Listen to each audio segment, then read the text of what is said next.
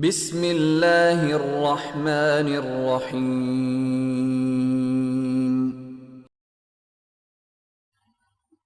So the first thing is when we start our prayer, it's about facing the qibla, and we start like this. So the thumb is outstretched, so we're like this. It does require a bit of stretching, so it's actually good for you anyway. Right? So it's like that, not like this, not like this, but like this. Tell me if I'm wrong. So it's not like this either, so it's like this. And then straight from there, you tie your hands. There's none of this like that, because you see people doing all of these strange things. Right? They do all sorts of strange things, like that, or they're like sloppy, like, it's just all sloppy stuff. So right from there, and the other thing is Allahu Akbar, not Allahu Akbar. Lots of people do that. They'll actually go like this and then Allahu Akbar. It needs to be said together, because the movement of the hand are secondary to the Allahu Akbar. The Allahu Akbar is really what matters. That's what puts you into the Salat. So it's Allahu Akbar. Now the way you put your hands together is like this. Easiest way. It's just so natural. Just so natural, like this, like that. And you see some people, they're like this. All sorts of things. Now look, if somebody's following a different madhab and they're holding it there or they're holding it there, that's a different story.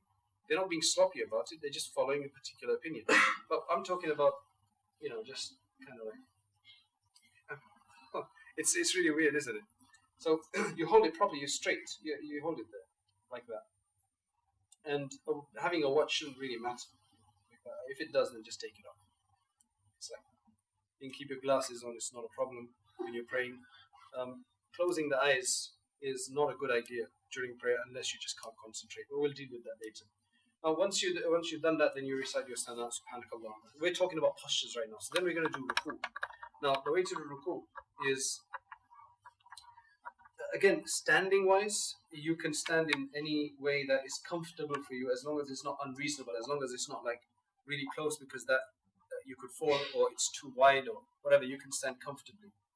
With toes, do they have to be facing the qibla? Generally, when you're standing, your toes should be facing the qibla as well. So you shouldn't stand like this, where your legs are outturned or inturned. Again, it's just a natural stance that you're doing. So that's a good point. You face the qibla in that, even when you're facing, when you're standing up. So everything's facing that qibla. When you go into ruku, I'm going to do it this way because it's you'll be able to see it better.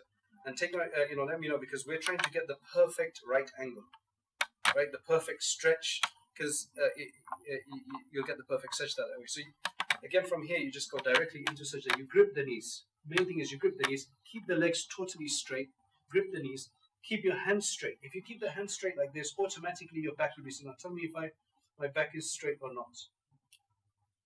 Sometimes it's a bit like that. I mean, you could push it down a bit like that. Now I don't know if I'm straight or not. Right? I mean, I've seen some people like this. I've seen some people like that. Right? So you need to keep it straight. You're looking at your toes. So, but if you do it like this, it's enough. If you go like this, some people they'll do this. Some people will, people do all sorts of things. But the main thing is that if you're gripping your knees and your back is totally straight and your head is sufficiently down and not too up, then it's fine. Right? Sami Allahu liman hamida. Right? You can say Rabbana lakal hamd, Rabbana wa lakal hamd, Allahumma Rabbana lakal hamd, Allahumma Rabbana wa lakal hamd. But make sure it's like Sami Allahu liman hamida. Then Rabbana lakal hamd. And then you go down. So now when you go down, you're right here. Do you touch your knees? Do you support yourself? You can. But according to one scholar who's done a lot of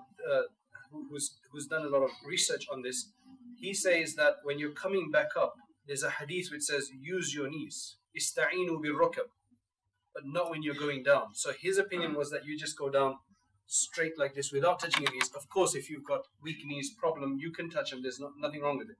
But what you should avoid is making another ruku while you're going down, a free ruku on the way. right? Which is like, you've just done your ruku, right?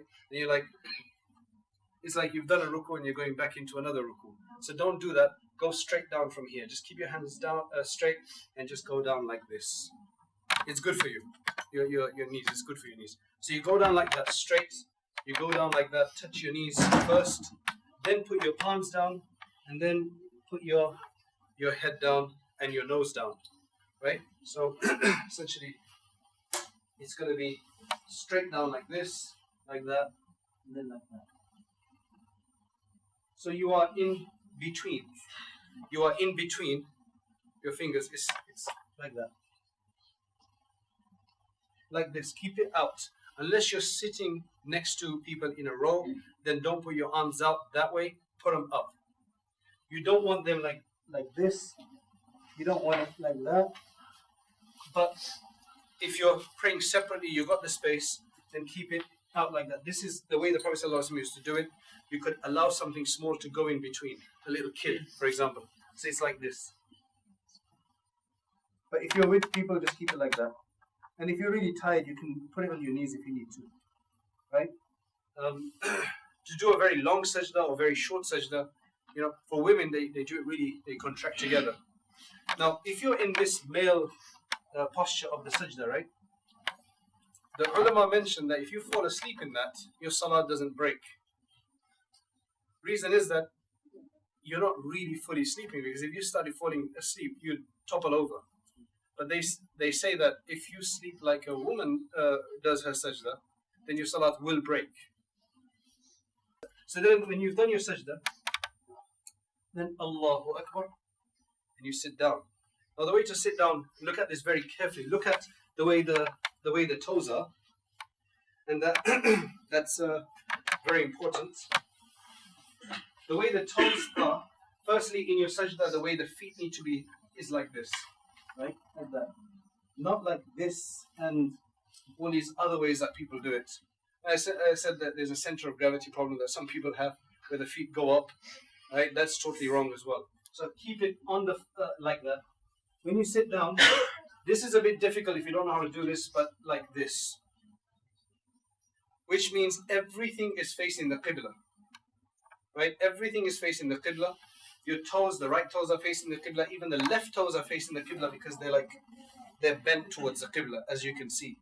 That does require some getting used to, right? Because you can't.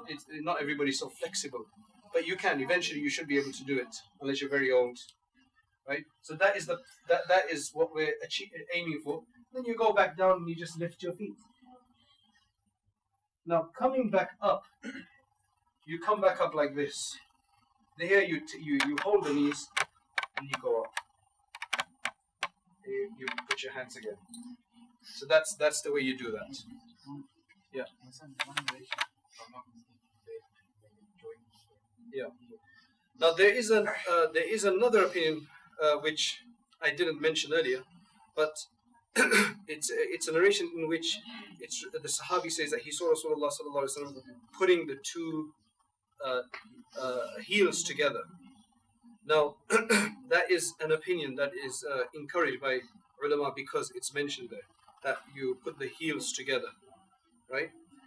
So there are both these opinions. You could keep them together based on that narration, or you can keep it separately, right? That's only in sajda though. That's only in the prostration. Then when you're sitting down, again you have to master this sitting down position. That's the difficult one. You just keep it down, and then if you need to stand up from the second rak'ah, then you just stand up straight like that. Just try not to do too much bending. And then the salam, the tashahhud is, so you're like this, then ashhadu an la ilaha. So these two come in, ashhadu an la ilaha illallah. You can either put it fully down, keep it up slightly, and then assalamu alaikum wa rahmatullah, assalamu alaikum wa rahmatullah.